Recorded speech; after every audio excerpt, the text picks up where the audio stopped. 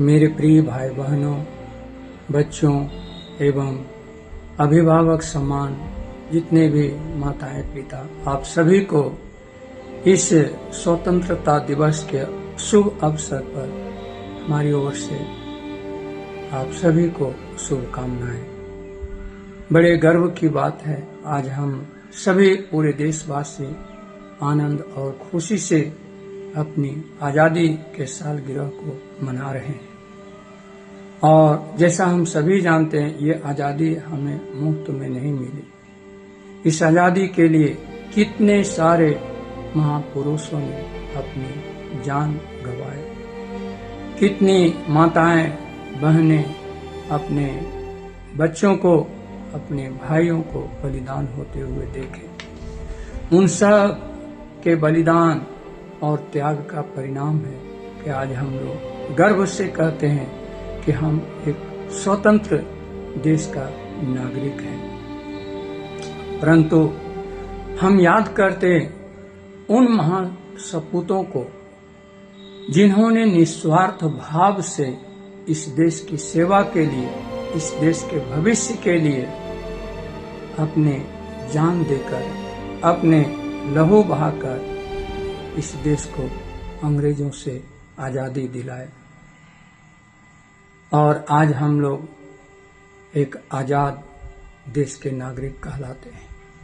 लेकिन दुख के साथ कहना पड़ता है, जो उन्होंने देश के प्रति दर्शन देखे थे, आज उस प्रकार दिखाई नहीं देते हैं। जिस तरह से उन लोगों ने स्वार्थ से हटकर देश के लिए, लोगों के लिए सेवा दिए, बलिदान दिए, आज उनके सेवा और बलिदान का जो प्रतिफल दिखाई देना चाहिए उस रूप में नहीं दिखाई देते। कारण है कि आज लोगों के अंदर में स्वार्थ है।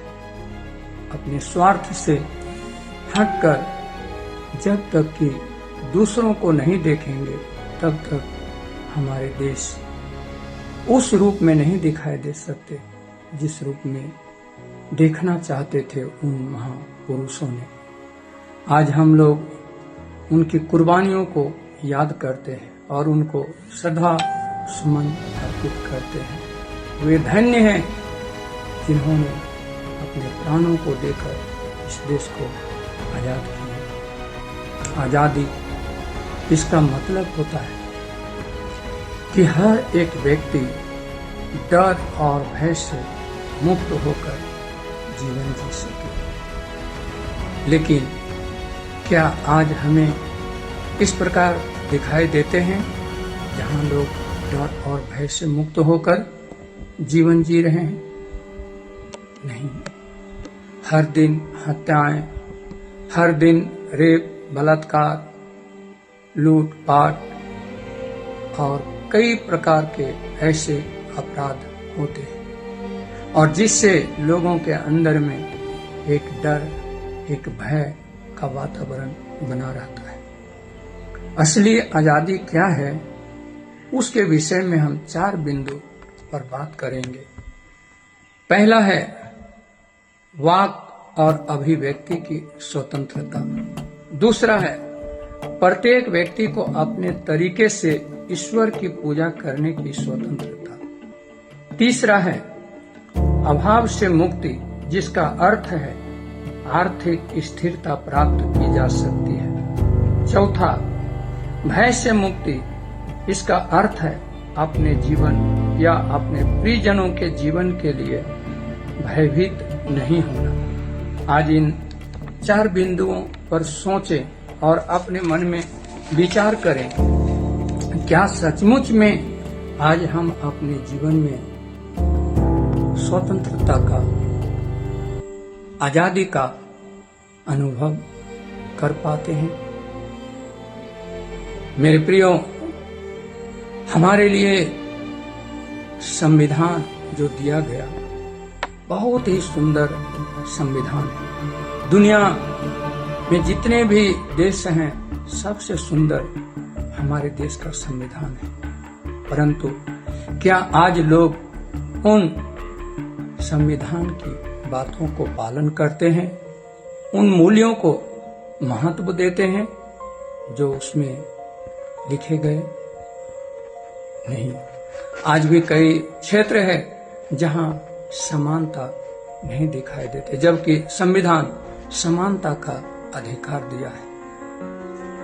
आज भी कई क्षेत्र हैं जहां नीच, ऊंच, जाति, पाति, धर्म के नाम पर भेदभाव, भाषा के नाम पर भेदभाव, गरीबी, अमीरी, पुरुष, महिलाएं, इस तरह से भेदभाव किए जाते हैं और एक दूसरों के अधिकारों को कुचलते हैं, एक दूसरों के अधिकारों को छीनते हैं। और जब न्याय के लिए न्यायालय में जाते हैं, वहां पर भी जो उचित और सही न्याय मिलना चाहिए वो नहीं मिल पाते। फिर लोग मजबूर हो जाते हैं और अपने जीवन में अपने आप में असहाय सा अनुभव करने लगते हैं। थोड़ी देर के लिए अपने मन में विचार कीजिए कि आप एक सही व्यक्ति हैं, परंतु आपको सही न्याय नहीं मिले और आपको झूठा ठहरा दिया जाए, तो उस समय अपने दर्द को आप कैसे बयां करेंगे। आज जिस तरह से हर व्यक्ति की अभिव्यक्ति है, जिस तरह से उसको न्याय मिलना चाहिए, जिस तरह से उनको डर और भय से मुक्ति मिलना चाहिए, उस तरह दिखाई नहीं देते।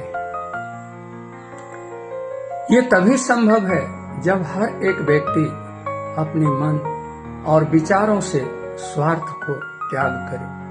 वो अपने देश के प्रति, लोगों के प्रति भलाई की भावना रखे, सेवा की भावना रखे। मेरे प्रियो, आजादी बाहरी रूप से नहीं, आजादी आत्मिक रूप से मिलनी चाहिए। तभी हर व्यक्ति डर और भय से मुक्त होकर जीवन में शांति का अनुभव कर सकता है।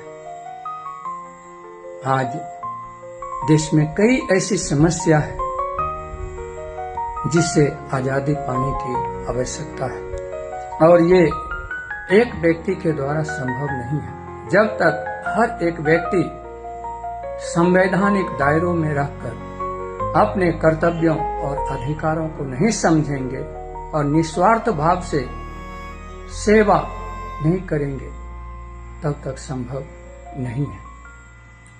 इसलिए हर एक व्यक्ति को जानना चाहिए कि हम एक देश के नागरिक होने के नाते हमारा कर्तव्य क्या है, हमारा अधिकार क्या है।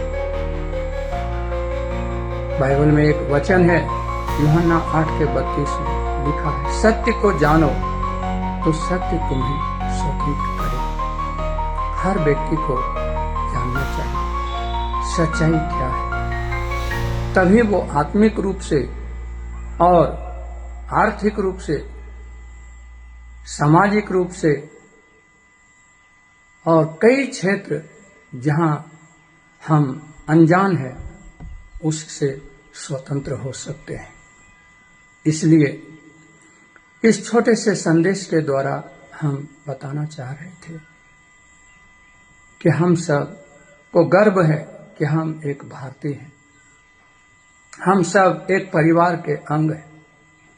इसलिए हम सब अपनी अपनी जिम्मेवारियों को समझें और इस देश के उन्नति के लिए, इस देश में शांति सौहार्द के लिए, इस देश में एकता भाईचारे के लिए मिल करके, हाथ जोड़ करके कार्य करें। तब तो हम पूरी दुनिया में दिखा सकते हैं कि हमारा भारत महान है, हम एक भारतीय हैं, गर्व से कह सकते हैं।